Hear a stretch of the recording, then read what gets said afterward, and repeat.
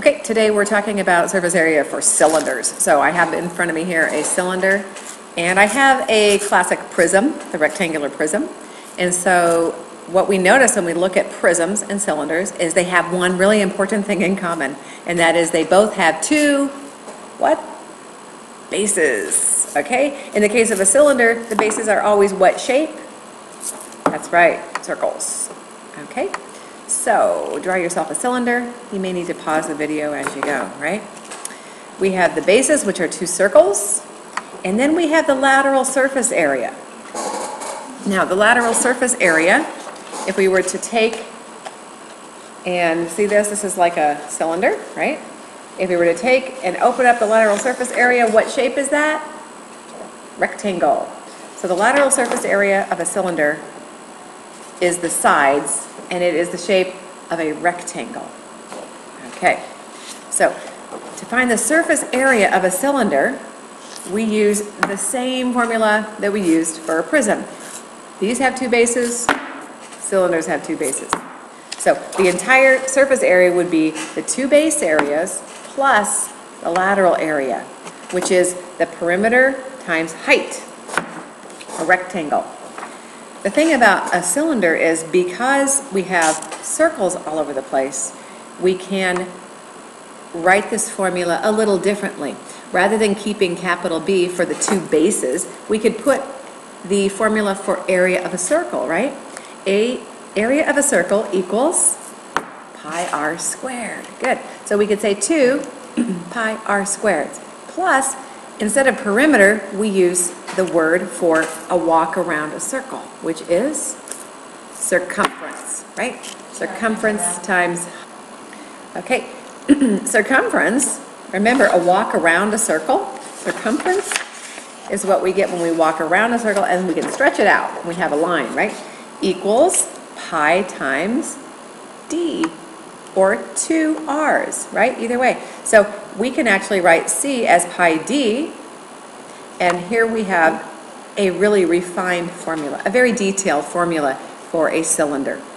So we will now use that formula to find the surface area of a couple of cylinders together, okay? The first cylinder is here, so you'll have to probably pause the video and come back. We have a long cylinder, 60 inches long, with a radius of 2 inches. So pause and come on back.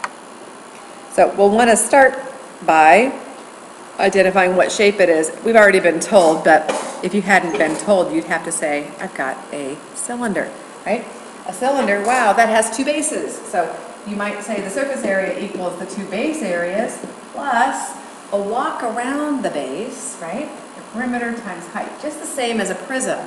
What we're going to do is refine this formula again. Because we have bases that are circles, the area of a circle is pi r squared.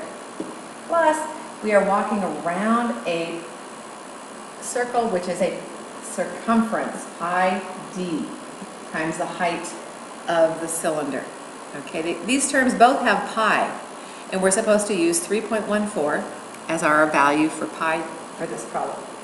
So I think I'll do that at the very end. I'll leave pi as it is for now and wait until the end.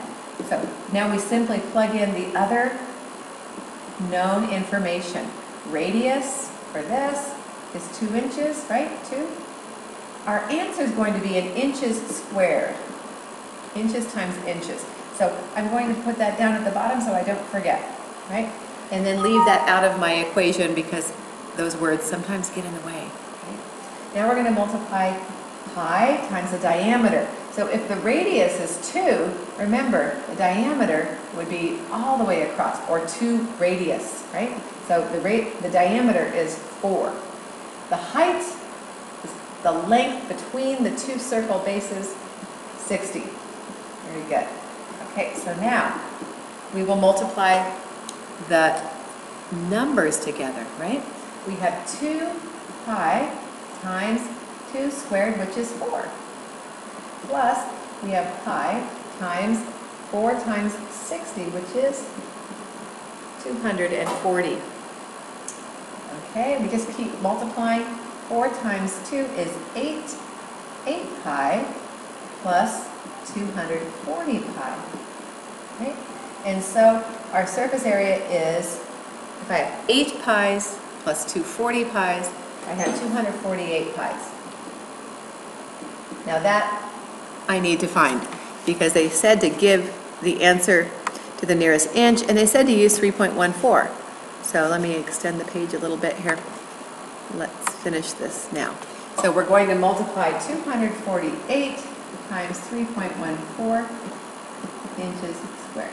And don't forget, we're rounding it, okay? So we go do that multiplication. 32, 16, 19, 1, 9, 8, 4, 2, 24, 12, 4, 1, 6, 7. 2, 7, carry the 1, 8, carry the 1, 7, 7. So 778.72, but we're rounding to the whole number. So we end up with 779 inches squared. Good. So it's really important that we have our map, which is the formula for this problem, and then we just step by step simplify. Okay, let's try it one more time using this cylinder. All right, we have information given to us in a little different way. We have an entire diameter here, and then we have a height. Okay, so go ahead and pause the video, see what you can do, and come back and walk through it with me. Once again, we'll start with the formula. The formula for the area is the area, which sometimes we use A for area, sometimes we use S for surface area. So I know, why don't we use S again, okay? S, surface area equals, we have two bases which are circles, 2 pi r squareds, plus we have the walk around the base, circumference times the height of the whole cylinder. Okay, so S equals 2 times pi, and what radius do we have? Well, if this is the diameter, then we must need to cut that in half to find our radius, right? So radius must be 4 centimeters. So good. We're going to plug that in here, 4, and square it. Now, our answer is going to be in centimeters squared. So again, I'll write that down below so it doesn't get in the way of my numbers that we're multiplying, our factors here. We now multiply pi by the diameter, which is 8, and the height, which is 18.3. Okay, so we simply, step by step, simplify this equation. 4 squared is 16. There's a bunch of factors there. And we have 8 times 18.3. Use a little scratch paper. 24, 64 plus 2 is 66, 8 plus 6 is 14, and 46.4. And now I'm going to say 2 times 16. What property allows me to multiply the 2 times 16 first? That's right, commutative. Okay, so we've got 32 pi's. Plus, using the commutative property, I'm going to switch these factors. The 146.4 pi's. So our surface area equals 178.4 pi's, right? Which is 3.14. So we just got to go multiply that.